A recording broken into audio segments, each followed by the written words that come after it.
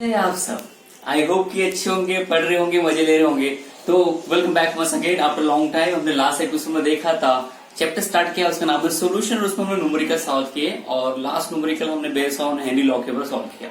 अब गाइस इसके बाद आपका नया टॉपिक है। अब वो नया टॉपिक क्या है, सेक्शन नंबर 2 का है, और एक्चुअली सेक्शन नंबर 2 से पहले उन्होंने आपको दे दिया है। तो मैं क्या करता हूँ, इसके बाद आपको हमें पढ़ना भी सेक्शन नंबर 2, पर आपके टेक्स्ट में सेक्शन नंबर 2 का कुछ पार्ट सेक्शन नंबर 1 में डाला है। तो हम क्या करेंगे, जो पार्ट डाला है सेक्शन नंबर 1 में उसको 2 में कंटिन्यू करेंगे। तो लिखिए section number 2 that is called as a colligative. लिखिए directly colligative property, colligative property, ठीक है ना। हेडिंग आगे पीछे हो कोई मैटर नहीं है, पर सारा जितना कंटेंट है आपके टेक्स्ट बुक में वो सारा आपको मिल जाएगा। तो कॉलिगेटिव प्रॉपर्टी का मतलब क्या होता है, कॉलिगेटिव ये डिराइव किया है ग्रीक लेटर से, दैट इज कॉल्ड एज कॉलिगेटस। थोड़ा आपको बैकग्राउंड में कुछ बर्ड्स का साउंड होगा, बिकॉज हमारे घर के बाद बर्ड्स का एक छोटा सा ये है पिंजरा, वहां पर बहुत सारे बर्ड्स हैं, उनका साउंड है, और कुछ कंस्ट्रक्शन वर्क कर रहा है उसका भी आवाज होगा, उसके लिए मुझे खेल है। तो कॉलिगेटिव प्रॉपर्टी जो है, ये कॉलिगेटिव वर्ड ये डिराइव किया ग्रीक लेटर से, मतलब कॉलिगेटस। कॉलिगेटस का मतलब होता है collection, collection of property. Collection of property को आप बोल सकते हो कॉलिगेटिव प्रॉपर्टी। फॉर एग्जाम्पल आपके पास है सोल्यूट एंड सॉल्वेंट, सोल्यूट है, सॉल्वेंट है, और क्या आप दोनों को मिलाए तो क्या बनता है, सोल्यूशन। जब ये सॉल्वेंट है, सपोज करो दिस इज योर सॉल्वेंट, ये हमारा है वाटर, कंसिडर कर लो कि वाटर इज योर सॉल्वेंट। ये रूम इसका ध्यान रखना कि जब आप इसको बॉईल करते हो तो कितने डिग्री पे बॉईल होता है, 100 डिग्री पे, ठीक है ना। जब इसको आप फ्रीज करते हो तो उसको फ्रीज करते हो, तो उसको फ्रीज करने वाले पॉइंट को आप बोलोगे फ्रीजिंग पॉइंट। तो आप इसको फ्रीज करते हो, बर्फ बनाते हो, तो ये कितने डिग्री पे होता है, 0 डिग्री पे। तो इसका बॉइलिंग पॉइंट है 100 डिग्री, फ्रीजिंग पॉइंट क्या है, 0 डिग्री सेल्सियस। फिर ये सोल्यूट, ये सॉल्वेंट में जब मैं कोई सोल्यूट ऐड करूं तो क्या ये सॉल्वेंट की ये जो बॉइलिंग पॉइंट है ये बढ़ेगा कि घट जाएगा, क्या इसका फ्रीजिंग पॉइंट बढ़ेगा कि घट जाएगा, है ना। क्योंकि जब ये सॉल्वेंट था तो इसका बॉइलिंग पॉइंट इतना है और इसका फ्रीजिंग पॉइंट इतना है। जैसे मैंने इसमें सोल्यूट ऐड किया और वापस हीट करने की कोशिश की, तो क्या बॉइलिंग पॉइंट बढ़ेगा कि घट जाएगा, कि क्या फ्रीजिंग पॉइंट बढ़ेगा कि घट जाएगा। जैसे आप लेते हो आइस, आइस के ऊपर आप नमक डाल देते हो तो धीरे धीरे वो क्या होता है, पिघलता है ना, आपने देखा होगा। तो जब मैं इसको सोल्यूट ऐड करूंगा सॉल्वेंट में, तो क्या इसकी फिजिकल प्रॉपर्टी चेंज हो जाएगी।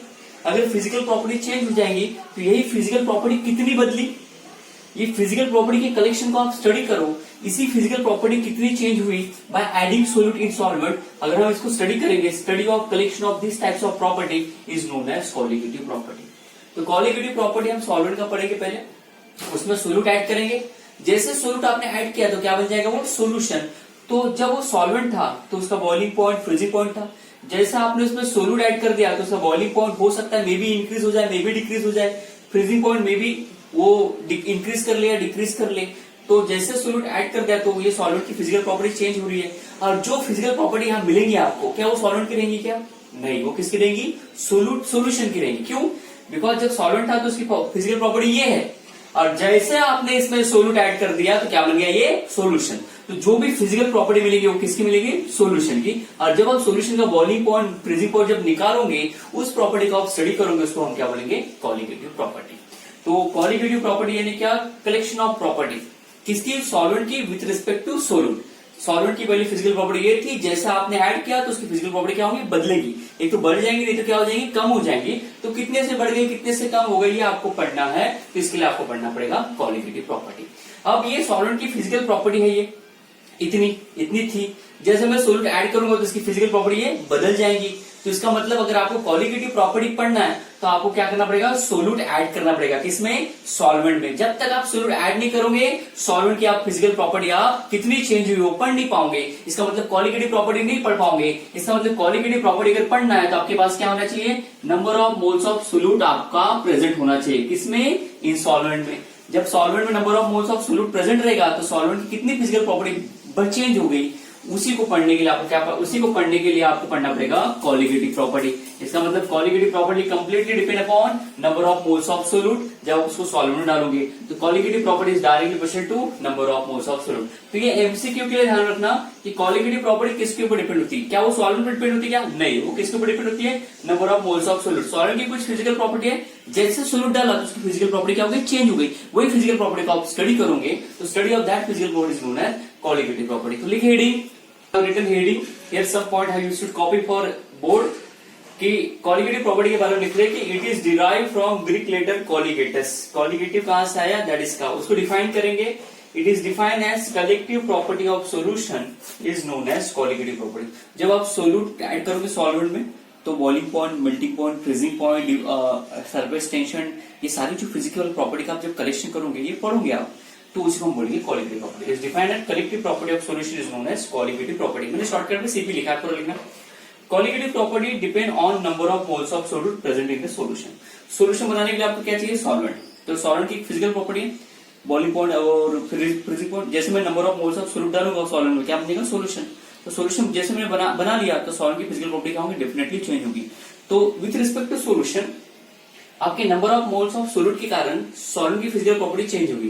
तो सॉल्वेंट प्लस सोल्यूट क्या बन गया, सॉल्यूशन। तो सॉल्यूशन में जितने number of moles of solute present है वो कैसे सॉल्वेंट की फिजिकल प्रॉपर्टी चेंज करते हैं, उसके लिए कॉलिगेटिव प्रॉपर्टी कंप्लीटली डिपेंड होता है उनके ऊपर। तो उन्होंने ये पॉइंट दिया।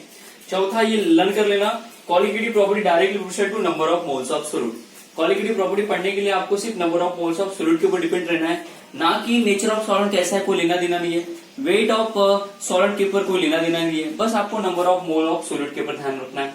नंबर ऑफ मोल्स को वेट भी लिख सकते हो, तो अमाउंट ऑफ सोल्यूट के ऊपर भी कॉलिगेटिव प्रॉपर्टी डिपेंड होती है। तो ये वाला जो है ये एमसीक्यू के लिए आपको लर्न करना है, ये वाला पॉइंट और ये वाला पॉइंट। और ये बोर्ड के 1 मार्क के लिए डिफाइन कॉलिगेटिव प्रॉपर्टी इतना लिखना है, कॉपी कर लो, फिर इसके बाद आगे चलते हैं।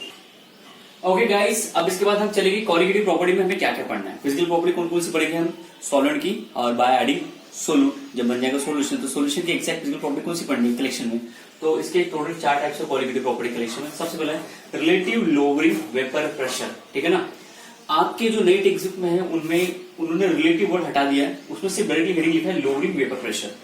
तो जब भी आप एमसीक्यू के लिए लर्न करोगे तो ध्यान रखना कि आपको क्वेश्चन रहेगा कि which of the following is not colligative property. तो लोअरिंग वेपर प्रेशर इतना लिखा हुआ है तो ये आपकी कॉलिगेटिव प्रॉपर्टी नहीं है, but relative lowering vapour pressure आपकी कॉलिगेटिव प्रॉपर्टी। तो आपको ये लिखना है, ठीक है ना। तो पहली property relative lowering vapour pressure. Second है elevation in boiling point. Elevation का मतलब इंक्रीज होना, यानी सॉल्वेंट का कुछ बॉइलिंग पॉइंट है, जैसे सोल्यूट डाला तो उसका बॉइलिंग पॉइंट क्या होगा, डेफिनेटली इंक्रीज होगा। तो elevation in boiling point second हमारी प्रॉपर्टी है। तीसरी नंबर थर्ड डिप्रेशन। डिप्रेशन का मतलब क्या होता है, डिक्रीज होना। डिप्रेशन इन फ्रीजिंग पॉइंट, तो कोई फ्रीजिंग पॉइंट 0 डिग्री पे अगर क्या हो रहा था, फ्रीज हो रहा था, तो हो सकता है कि -2 -4 पे क्या हो जाए, उसका टेम्परेचर गिरते जाए और तब जाके वो क्या हो, फ्रीज हो जाए। तो तीसरी प्रॉपर्टी है डिप्रेशन इन फ्रीजिंग पॉइंट। और चौथा है ऑस्मोटिक प्रेशर, है ना। हमारे सर के ऊपर है एटमॉस्फेरिक प्रेशर, तो सॉल्यूशन के ऊपर लगेगा एट ऑस्मोटिक प्रेशर। तो ये हमारे ये 4 कॉलिगेटिव प्रॉपर्टी आपको लर्न करना है एमसीक्यू के लिए। जब भी एमसीक्यू में रहा तो which of the following is not a colligative property, तो ये 4 के अलावा अगर आपको कुछ दूसरा दिखा, ये 4 के अलावा, तो समझ लेना कि वो कॉलिगेटिव प्रॉपर्टी नहीं है। तो कॉपी करेंगे, कॉपी करो इसे। सो गाइस, मैंने फर्स्ट हेडिंग लिखी है relative lowering vapour pressure. Please do not right this heading because ये पहली कॉलिगेटिव प्रॉपर्टी, इसमें हम डायरेक्टली हेडिंग लर्न नहीं करने वाले, ना डायरेक्टली इसकी डेफिनेशन हम समझने वाले। सबसे पहले हम इनको तोड़ के पढ़ेंगे। पहले क्या होता है, वेपर प्रेशर क्या होता है, ठीक है। फिर लोअरिंग वेपर प्रेशर क्या होता है, पहले हम पढ़ेंगे वेपर प्रेशर, फिर पढ़ेंगे लोअरिंग वेपर प्रेशर, और आखिरी में पढ़ेंगे रिलेटिव लोअरिंग वेपर प्रेशर। तो जब हम वेपर प्रेशर पढ़ेंगे तो कुछ 2 लॉ एक्स्ट्रा है, साइंटिस्ट ने पढ़ा है, वो हम देखेंगे। फिर लोअरिंग वेपर प्रेशर पढ़ेंगे, फिर रिलेटिव, यानी ये जो नंबर 1 हेडिंग है कॉलिगेटिव प्रॉपर्टी पहला, यानी बहुत बड़ा है, इसको आराम से पढ़ेंगे। तो नंबर 1 हेडिंग आपको नहीं लिखना है रिलेटिव लोअरिंग वेपर प्रेशर। हम स्टार्ट करेंगे पहले वेपर प्रेशर, फिर लोअरिंग वेपर प्रेशर, फिर 2 लॉ आएंगे, उसके बाद रिलेटिव लोअरिंग वेपर प्रेशर। तो बने रहिए। तो लिखते हैं वेपर प्रेशर, तो लिखिए हेडिंग वेपर प्रेशर। तो आइए मैं लिख रहा हूं रेड पेन से vapour pressure. Can you tell me what is the vapour pressure. तो कुछ बच्चा सोच रहे होंगे कि सर मैं सुबह उठा, नहाने गया, तो मैंने एक बर्तन लिया, वेसल में डाल दिया पानी, ये पानी है, इसको मैंने गर्म किया, तो इसमें से कुछ भाप ऐसी निकल रही थी।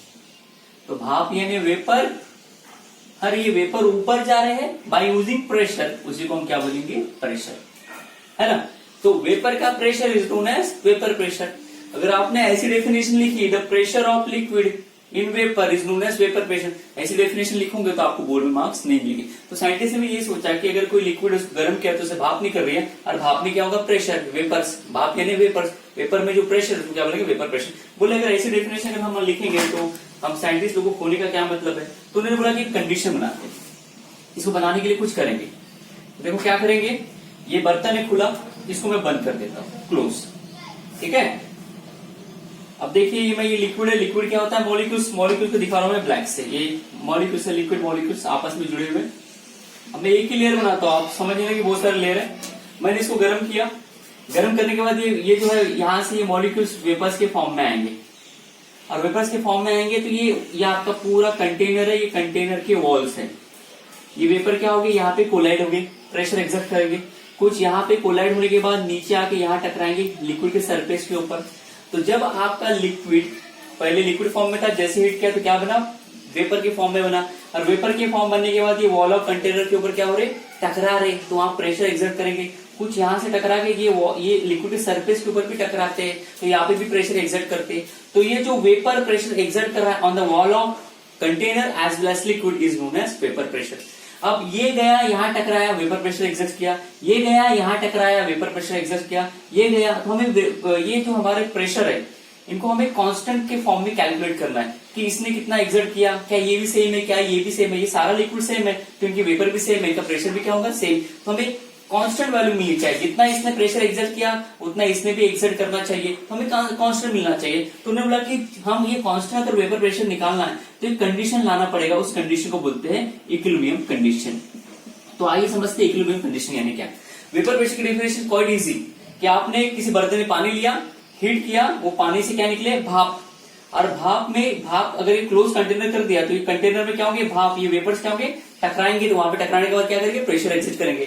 The pressure exerted by vapour on the wall of container as well as surface of liquid is known as vapour pressure. ऐसी डेफिनेशन लिख सकते हैं। तो साइंटिस्ट में ऐसी डेफिनेशन लिखूंगा तो मजा नहीं आएगा, है ना, बिकॉज हर मॉलिक्यूल का प्रेशर क्या होना चाहिए, कांस्टेंट होना चाहिए। तो उन्होंने बोला कि कंडीशन लाते, तो उन्होंने देखो कंडीशन कैसे लाई, ठीक है। कंडीशन देखो क्या किया, मैं फिर से बना रहा हूँ डायग्राम। उन्होंने लिया ये एक कंटेनर, इसमें लिक्विड के मॉलिक्यूल्स है, ये इस कंटेनर में दो चीजें होने वाली है। देखो आप इसको गर्म कर रहे हो, गर्म करोगे तो क्या होगा, यहां से कुछ मॉलिक्यूल्स ऐसे भाप बन के ऊपर जमा होंगे वेपर्स फॉर्म में। तो जब भी कोई लिक्विड को हीट करता है तो ये क्या होते हैं, वेपराइज होते हैं, तो इसको क्या बोलते हैं, इवापोरेशन, है ना। इस प्रोसेस को क्या बोलते हैं, इवापोरेशन। इवापोरेशन स्टार्टिंग में आप हीट कर रहे हो तो बहुत सारे इसमें मॉलिक्यूल्स ऊपर आके भाप बनेंगे, इवापोरेट होंगे, भाप बनेंगे, तो स्पीड ऑफ इवापोरेशन क्या रहेगी, बहुत ज्यादा। तो इसका मतलब rate of evaporation is very high. कब, जब स्टार्टिंग में आप इसको हीट करोगे, लिक्विड को, पानी को हीट करोगे तो बहुत सारे मॉलिक्यूल यहाँ से टूट के ऊपर आएंगे, भाप बनते जाएंगे, भाप बनते जाएंगे। तो वेपर जितने ज्यादा भाप बनेगी उतना वेपर प्रेशर क्या रहेगा, ज्यादा रहेगा। तो रेट ऑफ इवापोरेशन क्या बोलेगा, ज्यादा रहेगा स्टार्टिंग में। फिर धीरे धीरे क्या होगा, ऊपर ये देखो, ये आपका लिक्विड स्टार्टिंग में क्या बन रहा है, गैस। तो बहुत सारा लिक्विड गैस बनते जाएगा स्टार्टिंग में।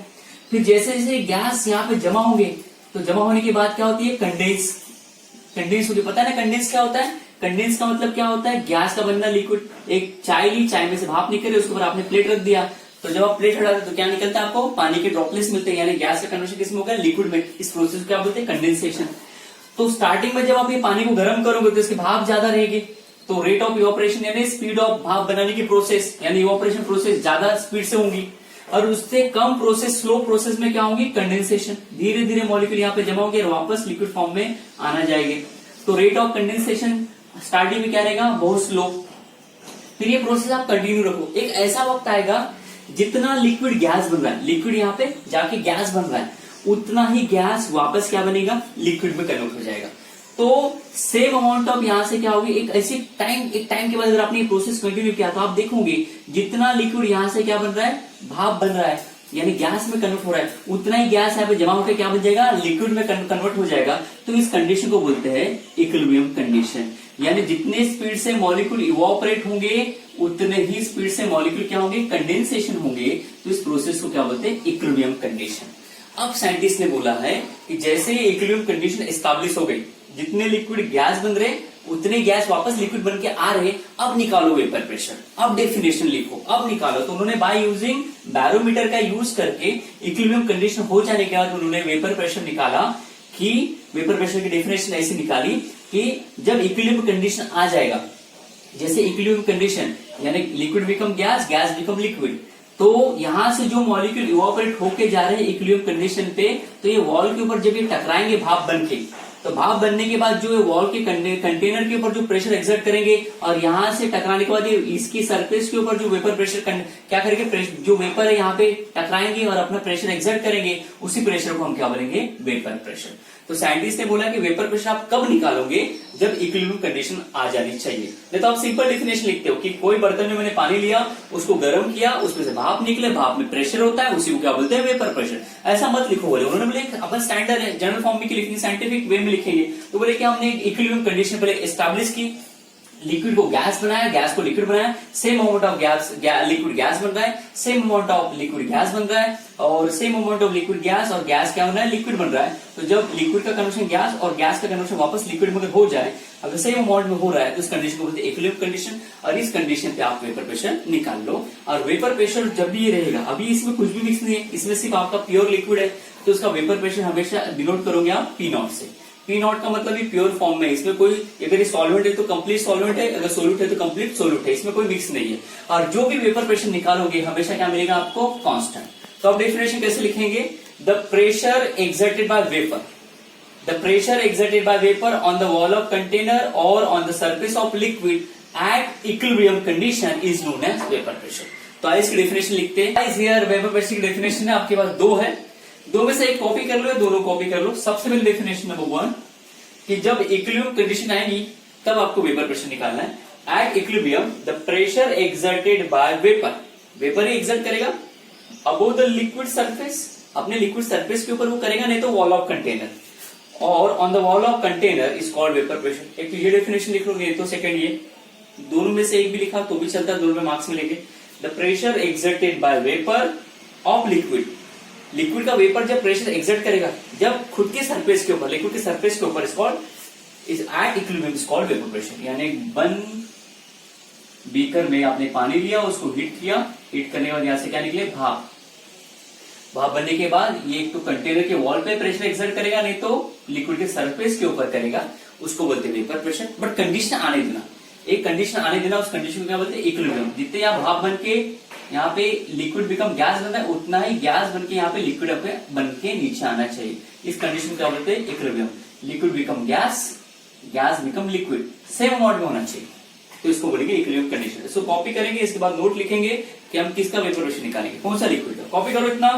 Guys, here is some note for you with respect to knowledge। आपको ध्यान रखना है कि इक्विलिब्रियम का मतलब क्या होता है, जितने स्पीड से लिक्विड गैस बनता है, स्पीड का मतलब रेट होता है बेटा, ठीक है ना। हम केमिस्ट्री में स्पीड को रेट लिखते हैं, फिजिक्स में स्पीड को स्पीड लिखते हैं, ठीक है। तो रेट का मतलब स्पीड होता है, speed of evaporation as well as speed of condensation क्या होता है, सेम होना चाहिए। यानी जितना यहाँ से लिक्विड गैस बनेगा, उतना ही यहाँ से गैस बन के लिक्विड वापस आना चाहिए, सेम अमाउंट में। अगर ये आ रहे हैं, इसको मतलब इक्विलिब्रियम आ रहा है। और उसके बाद आप वेपर प्रेशर निकाल लो। जो भी वेपर प्रेशर निकालोगे उसको नोट करना P0 से, और ये हमेशा क्या रहेगा, इसकी वैल्यू कांस्टेंट। तो कितने भी टेम्परेचर पे आप इसका वेपर प्रेशर निकालोगे हमेशा क्या मिलेगा, कांस्टेंट। तो इसकी वैल्यू क्या हो जाएगी, वेपर प्रेशर की constant. Second, the volatile liquid. अब वोलाटाइल का मतलब क्या होता है, वोलाटाइल का मतलब जो इवापोरेट होता है, नॉन वोलाटाइल का मतलब जो इवापोरेट नहीं होता है। जैसे मैंने रखा पेट्रोल और इधर लिया पानी, दोनों में से पहले कौन भाप बनेगा, पेट्रोल। तो पेट्रोल भी भाप बनता है और पानी भी भाप बन के ऊपर इवापोरेट होगा, तो दोनों वोलाटाइल है, पर दोनों में से मोर वोलाटाइल कौन है, पेट्रोल। तो जो भाप बन जाते हैं, इवापोरेट होते हैं, उनको बोलते हैं वोलाटाइल लिक्विड, और जो नहीं होते उसको क्या बोलते हैं, नॉन वोलाटाइल। तो पेट्रोल, केरोसिन, ईथर, हमारा फ्रेगनेंस, अल्कोहल, पानी, सब वोलाटाइल है। पर वोलाटाइल में हमें कंडीशन है, देखो लिखा मैंने यहाँ पे, the volatile liquid having weak intermolecular forces having more vapour pressure. जैसे मैंने यहाँ पे लिया ईथर, ठीक है, ईथर का फार्मूला ये, मैं सिंपल ईथर ले रहा हूँ, CH3O CH3 और सेकंड है इथेनॉल, ठीक है, ये अल्कोहल और ये हमारा ईथर। अब दोनों क्या है, वोलाटाइल है, दोनों को अगर आपने खुले बर्तन में रख दिया तो दोनों इवापोरेट होना चालू हो गए, पर सबसे फास्ट कौन होगा, ये ईथर। क्यों, बिकॉज ईथर का अगर एक पानी बर्तन में लिया तो इसमें ये जो मॉलिक्यूल्स है, इन दोनों के बीच में जो अट्रैक्शन है ये बहुत ही वीक होता है। जिसमें अट्रैक्शन बहुत वीक, वो जल्दी से अपना बॉन्ड तोड़ के क्या बन जाएगा, गैस बन जाएगा। तो यही पे लिखा है, ऐसा वोलेटाइल लिक्विड जिसमें वीक इंटरमोलिकुलर फोर्सेस होगा, उसका वेपर प्रेशर क्या होगा, ज्यादा, यानी वो ज्यादा भाप बनेगा तो ज्यादा वो प्रेशर एक्सर्ट करेगा। पर ये आप देखोगे ये अल्कोहल को, अल्कोहल में क्या होता है, इंटरमोलिकुलर फोर्सेस ऑफ अट्रैक्शन क्या होता है, वेरी स्ट्रॉन्ग। क्यों, बिकॉज अल्कोहल और अल्कोहल आपस में कौन सा बॉन्ड बनाते हैं, हाइड्रोजन बॉन्ड। ये आपस में हाइड्रोजन बॉन्ड बनाते हैं, तो इनमें क्या होता है, स्ट्रॉन्ग बॉन्डिंग होती है, intermolecular forces of attraction strong होता है। तो जब इसको हिट करोगे तो ये धीरे धीरे टूटेंगे, हाई टेम्परेचर पे टूटेंगे पर धीरे धीरे टूटेंगे, धीरे धीरे भाप बनेंगे, तो प्रेशर भी स्लोली एक्सर्ट करेंगे। तो पॉइंट नंबर तीसरा, the volatile liquid having strong intermolecular forces having less vapour pressure. ठीक है ना, तो ये पॉइंट लिख लेना है नोट को, नेक्स्ट एपिसोड में मिलेंगे, इसको कंटिन्यू करेंगे, कॉपी कर लो इतना।